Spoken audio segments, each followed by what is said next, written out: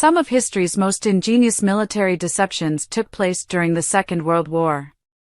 In fact, behind many of the well-known battles and campaigns fought out during the conflict are a number of exceptionally creative and resourceful ploys created by the Allies and designed to confuse and misinform the enemy. Indeed, these elaborate ruses helped defeat Nazi Germany. But which of these deserves special mention as truly hoodwinking Adolf Hitler? Stay tuned and discover the feints, hoaxes, and stunts that deceived the Third Reich. Operation Mincemeat. One of the most famous, and certainly most audacious, deceptions of the Second World War was Operation Mincemeat. Conceived by British intelligence, it was a ploy to disguise the 1943 Allied invasion of Sicily. The body of a deceased hobo called Glindermichael was dressed as a Royal Marines officer. The corpse was placed with personal items identifying him as the fictitious Major William Martin. Pictured is the naval identity card of Major Martin with a photograph of MI5 officer Captain Ronnie Reed, whose facial features resembled those of the cadaver. Among the key documents planted on the body were those that purported to show that the targets for the forthcoming invasion would be Greece and Sardinia. Pictured is intelligence officers Charles Cholmondeley and Ewan Montague on April 17, 1943, transporting the body to Scotland. From there it was taken by submarine to be launched into the sea off the southern Spanish coast. Recovered later by Spanish authorities, the body of Major Martin was searched. The secret documents were passed via Nazi sympathizers to German intelligence officers in Spain. Acting on the false information, the Germans deployed reinforcements to Greece and Sardinia. The ruse had worked. The Allies successfully invaded Sicily on July 9, 1943, and initiated the Italian campaign. Syndrome K. The Italian campaign led to the downfall of Benito Mussolini. Hitler, fearing Rome would be taken by the Allies, ordered its occupation by the Wehrmacht. Previously spared ill treatment, Rome's Jewish population was now in a perilous position. Many sought refuge in Fate Benefertelli Hospital on Tiber Island. The hospital was run by anti-fascist doctors. Fearing a raid by the SS, the medics devised an ingenious deception. They invented a deadly disease they called Syndrome K, likely named after Rome's Nazi overlord, Albert Kesselring, pictured.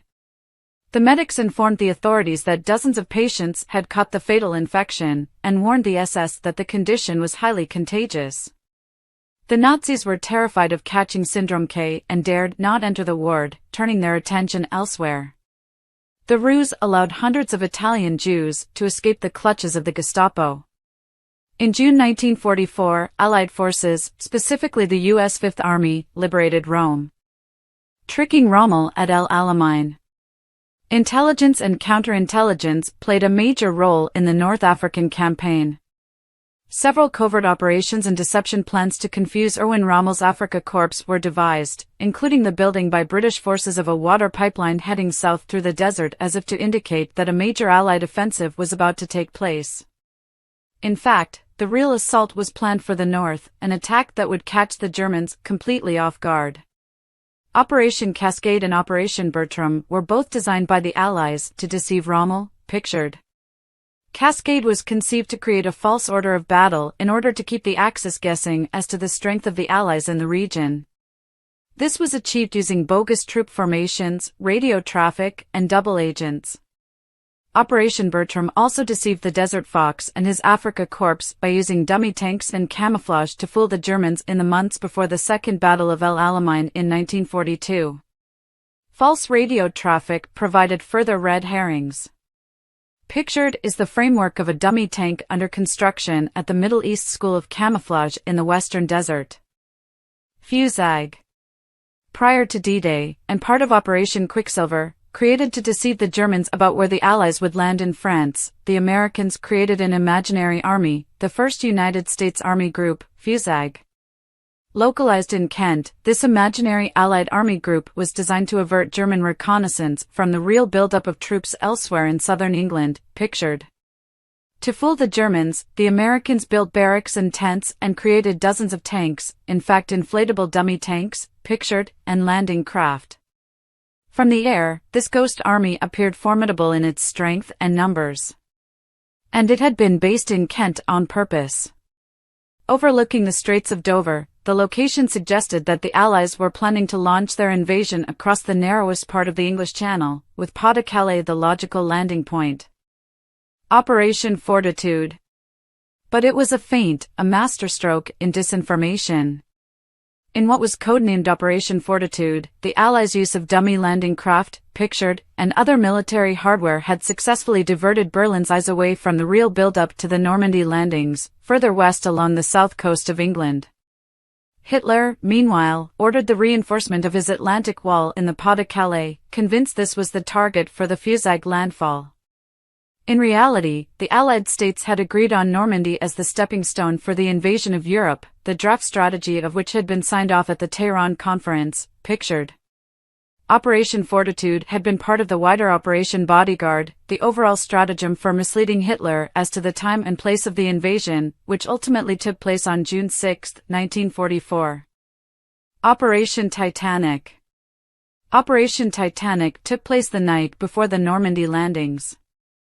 Part of the tactical element of Operation Bodyguard, this deception strategy involved an airborne assault by Allied parachutists over countryside behind Omaha Beach, where most of the bloodiest fighting would take place. But all was not what it seemed. Apart from a handful of Special Air Service troops, the parachute regiment was made up entirely of figurines known as Ruperts, crude dummies fashioned from sand, straw, and fabric, each attached to a canopy. Pictured is one of these British parachute dummies, now on display at the Merville Gun Battery Museum in France. Around 500 Ruperts were dropped over German lines, which diverted hundreds of Wehrmacht soldiers away from defensive positions overlooking Omaha Beach. As part of the wider ploy, the SAS teams set off fireworks and played 30 minutes of pre-recorded sounds of men shouting and weapons fire, including mortars. Double cross system. The double-cross system refers to how British intelligence penetrated and practically operated Nazi Germany's spy network within the British Isles during the Second World War. This network was created by the German military intelligence service known as the Abwehr, led by Admiral Wilhelm Canaris, pictured. Double-cross system operations were overseen by John Cecil Masterman.